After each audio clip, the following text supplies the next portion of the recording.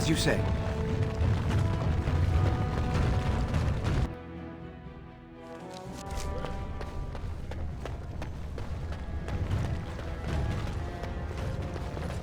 Lord Balin swears revenge on Grey Wardens!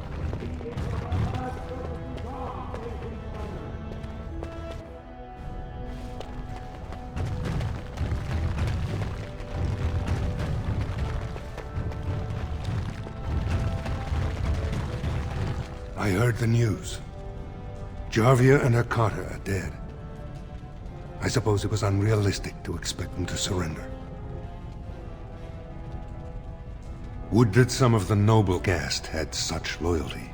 I have no desire to go back on my word. But when Balin heard the news about Jarvia, he raised the stakes. He is forcing a vote in the next 2 days. By law, that prevents the Assembly from hearing any other pleas. To help with your troops, I will require your assistance one last time. Do you know anything of the Paragon Branka? Branka is a paragon, the only one we have been blessed with in 4 generations. 2 years ago, she took her entire house into the deep roads on a mad quest to uncover ancient secrets. No one's heard from her since. Were she to return and endorse someone for the throne, the Assembly would be honor-bound to accept her wishes. Her entire house went with her. It would take a lot to kill so many. If not, bringing proof of her death, or a body to return to the stone, would still show that as an ancestor, it was my hand she guided to her remains. It's hard to say what she would do. She wasn't exactly known for her predictability. She never seemed to like being a paragon. She was devoted to her craft, never cared for politics. But one of the most brilliant minds Orzammar has seen. Branka hated Darkspawn with a passion. She would certainly be a valuable voice to support your treaty. My men traced Branka's disappearance to an ancient crossroads known as Caradin's Cross. It is many miles below where we normally venture, but I can provide a map to lead you there. Just enter the deep roads through the mines. Thank you again, and may the ancestors guide your steps.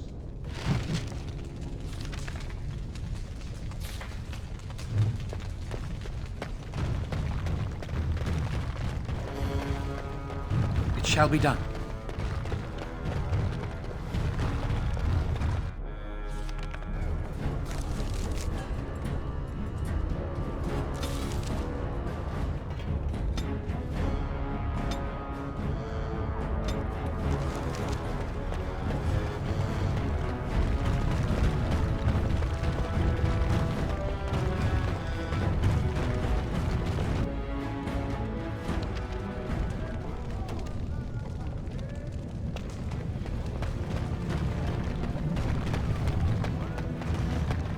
Stranger, have you seen a Grey Warden hereabouts?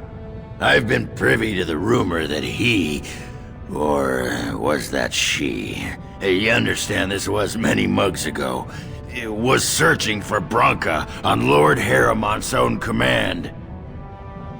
Well, if you're the best they got, then standards must have fallen way down.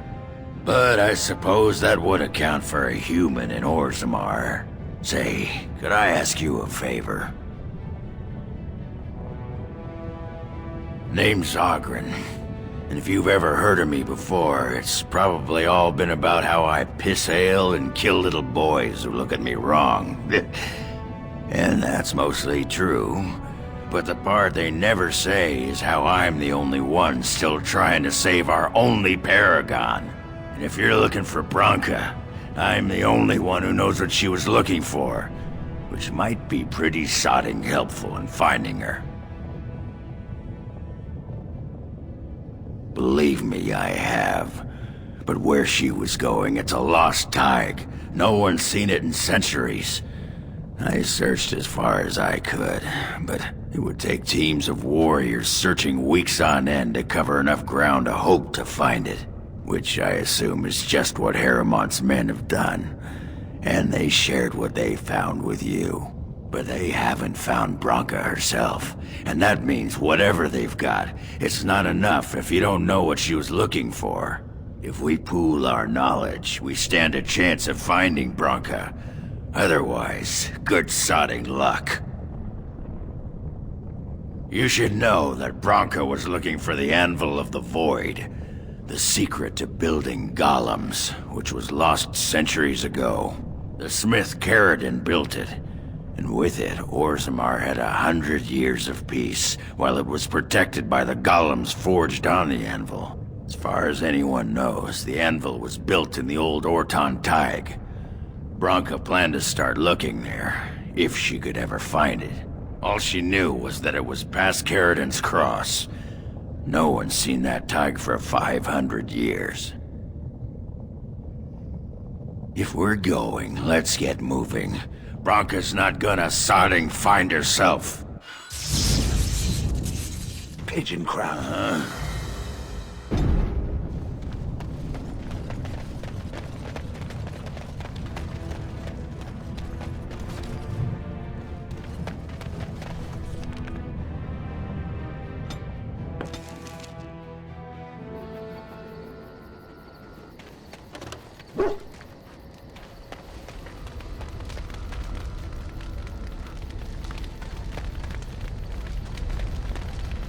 Something I can help with? Yes? What's on your mind?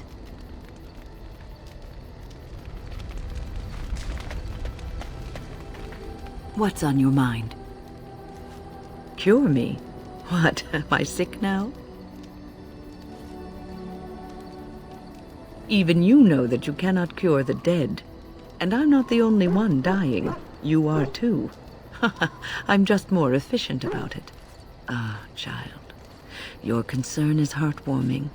But death comes to everyone, and it is not something to fear. People fear not death, but having life taken from them. Many waste the life given to them, occupying themselves with things that do not matter.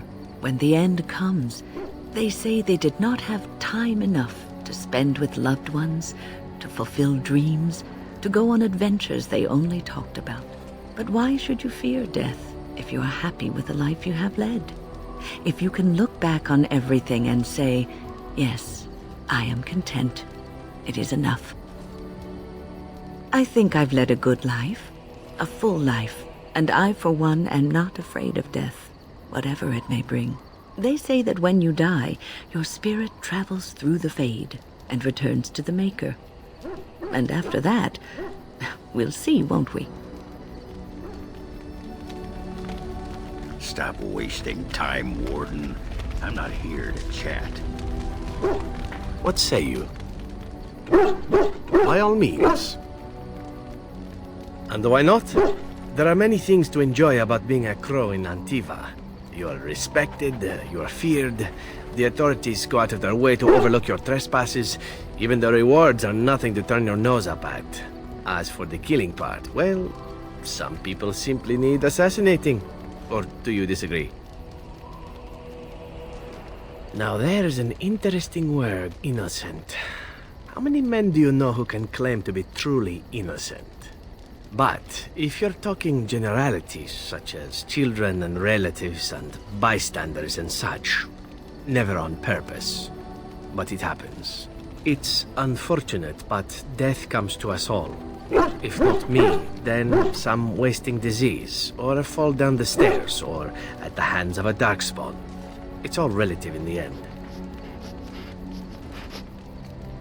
Death happens, as we like to say, and when I get paid for it, death happens more often. As far as enjoying the act of killing itself, why not? There is a certain artistry to the deed, the pleasure of sinking your blade into their flesh and knowing that their life is in your hands.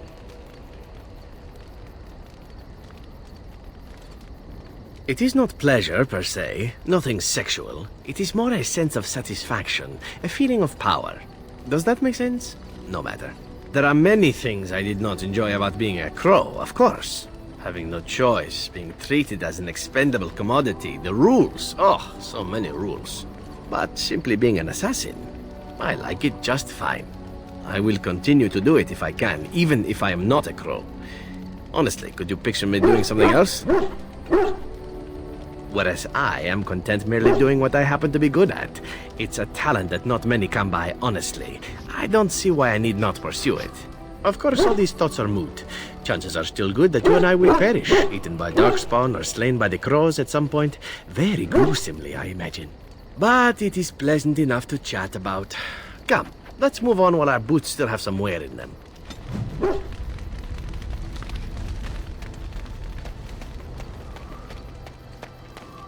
It speaks. It doesn't have better things to do. I like to think of them as accessories. I suspect that it is an art that was practiced when golems were more, commonplace. My former master collected whatever lore he could find on the subject. He searched far and wide to collect what crystals he could and then added them. It is not an unpleasant sensation. As I understand it, the crystals allow me to alter the flow of magic around me. Wilhelm had hoped to turn me into a battery of mana, something he could tap at will. Not really, although now that I think of it, these attempts may be what caused my disruption. Some of the crystals increase the presence of mana, some absorb or reflect spells. There are various kinds. All I can promise is that should it ever find one of these crystals, I can likely tell it the function and what it would do if added to me. Why not? I don't get to wear clothing and other adornments like the rest of you creatures after all. That answers its question, I assume? Unless it has more. Did I not already tell it that I do not remember doing such? I remember having a master. My memories of what happened to him are vague. Clever and true. Oh, very well. Let me see what I can recall.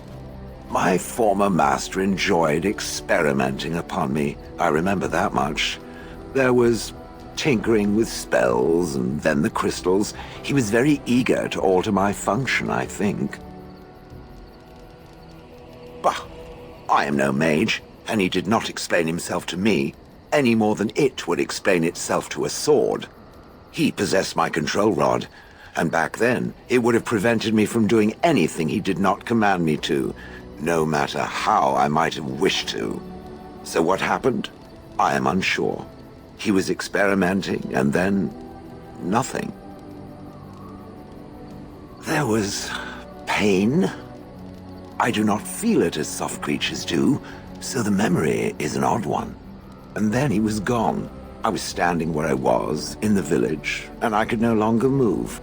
The villagers came, poked and prodded me in fear, and then realized they could neither move me nor destroy me, so they simply left me.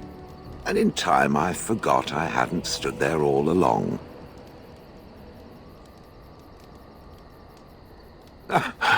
In fact, at first I found it more of a relief. For so many years I'd had to leap to that little toadstool's every command. Get this, pick up that, put it down, pick it up again. The gall! At first I'd hoped he'd simply decided to leave me there paralyzed, an acceptable trade-off. After years passed, I simply stopped caring.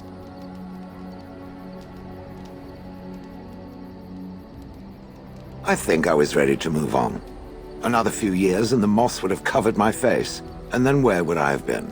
Whatever the mage did seemed to render the control rod useless, for which I should be thankful, yes? And provided it doesn't decide to copy his experiments, not that I would allow it, it is nothing to fear from me. Much.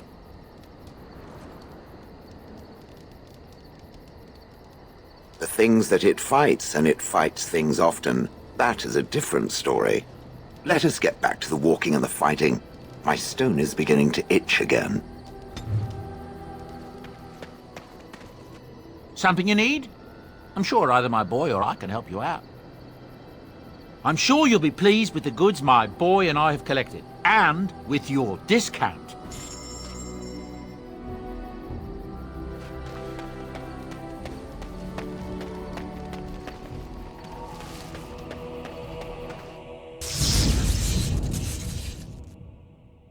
Yes. Indeed.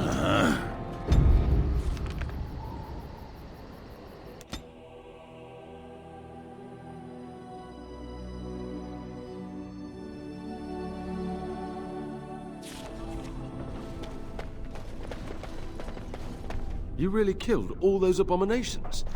I didn't think it was possible. I thought we'd all die here. I'm sure you need supplies after that, don't you?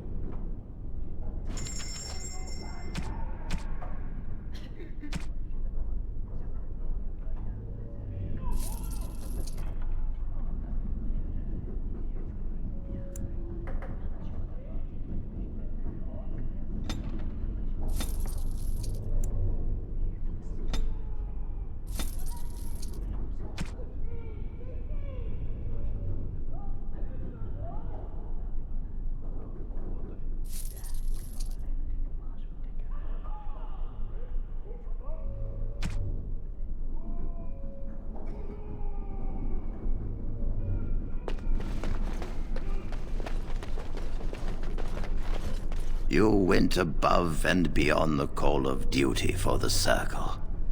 You have done us proud. Orzammar, indeed. You have piqued my curiosity. It is common knowledge that dwarves lack the aptitude for spellcraft. She will never be able to weave the simplest magic, no matter how hard she tries.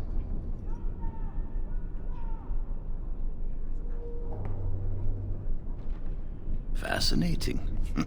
I suppose the Circle should be flattered. I see.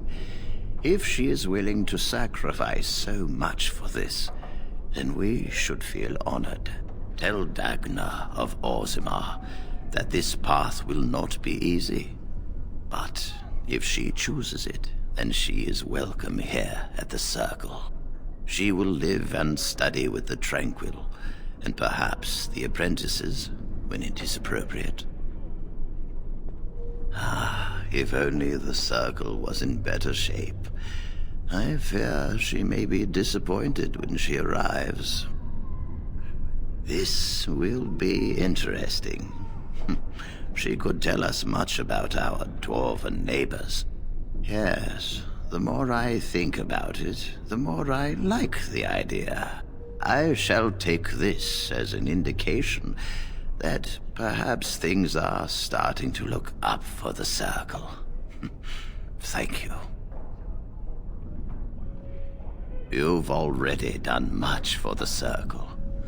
Now you must see to your duty as a Grey Warden. I wish you well. Know you will always be welcome here.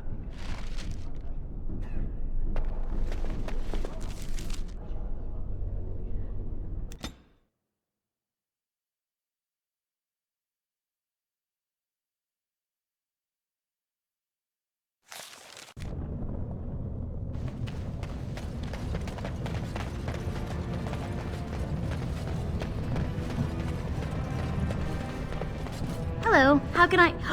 It's you! And it's been, well, quite a while. Enough time to get to the Circle and back, I hope. Oh, please tell me what they said. Ancestors, bless you! I can't believe it! There hasn't even been a Dwarven observer in the Circle since Urelden in the 13th century! I need to pack. No, my parents would get suspicious. I need to go. Is there anything I should bring? Books? Tuition?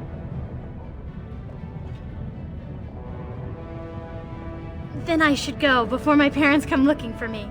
If you ever go to the Circle again, maybe I'll see you there.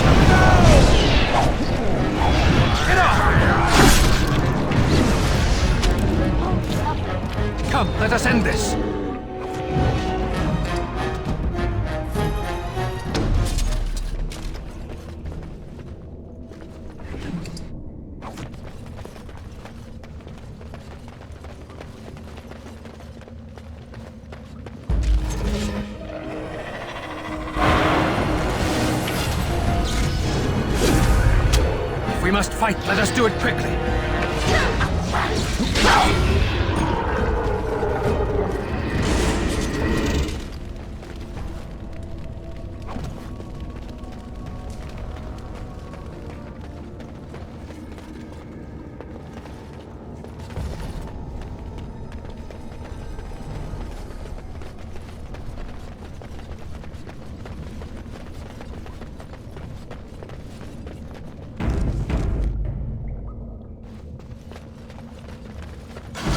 Fun.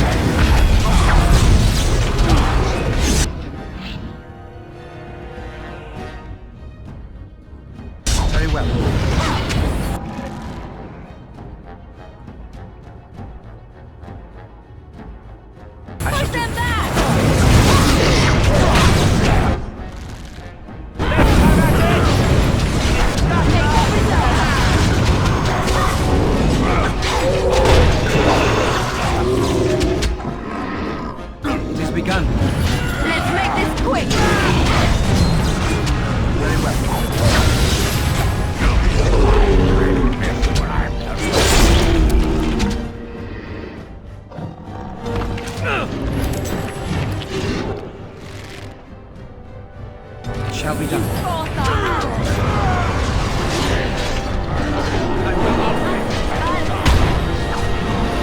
Shall be done. As you say. Yeah, that's right. What did I tell you?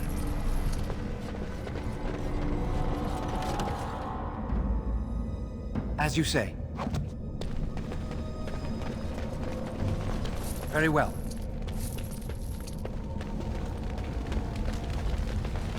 I'm here.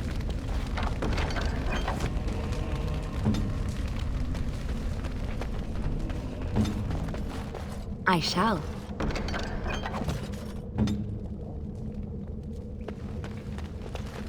I shall do it.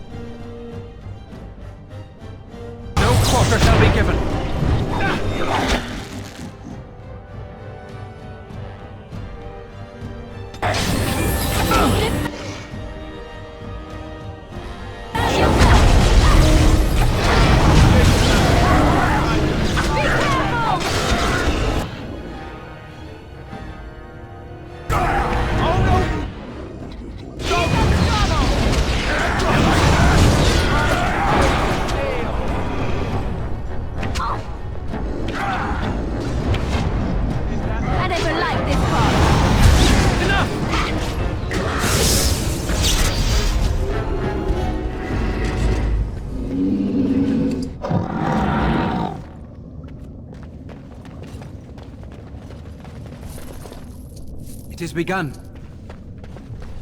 It shall be done.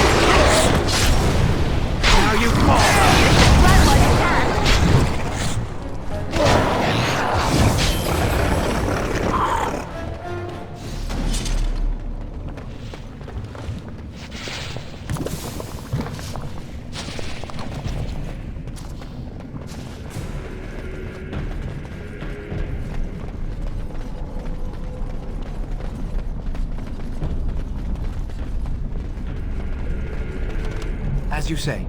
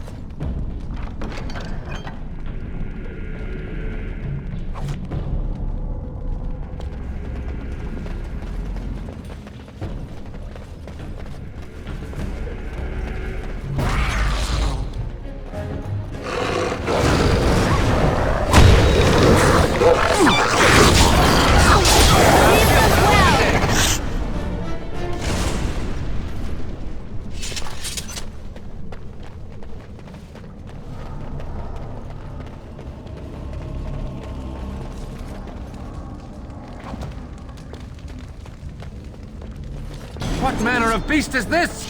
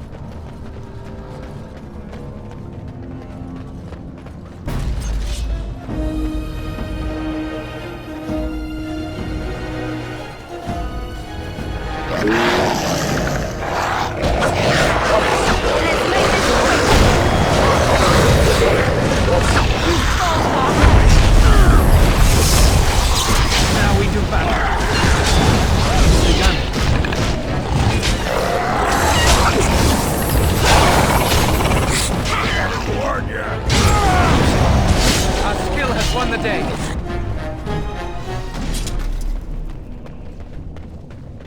It shall be done.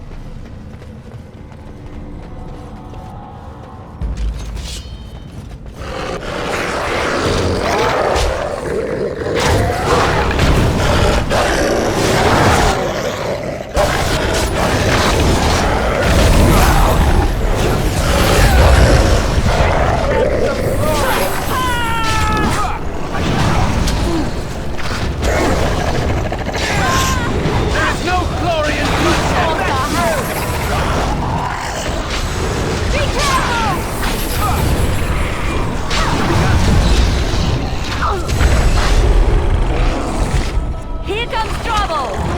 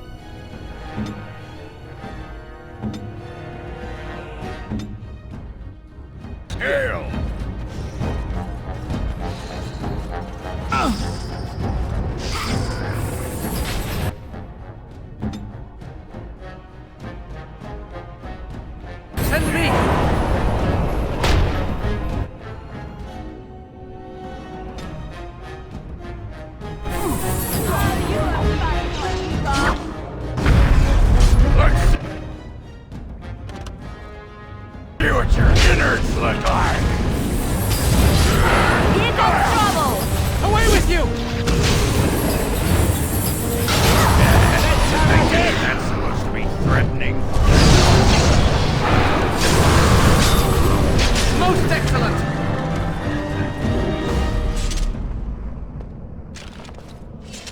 has begun.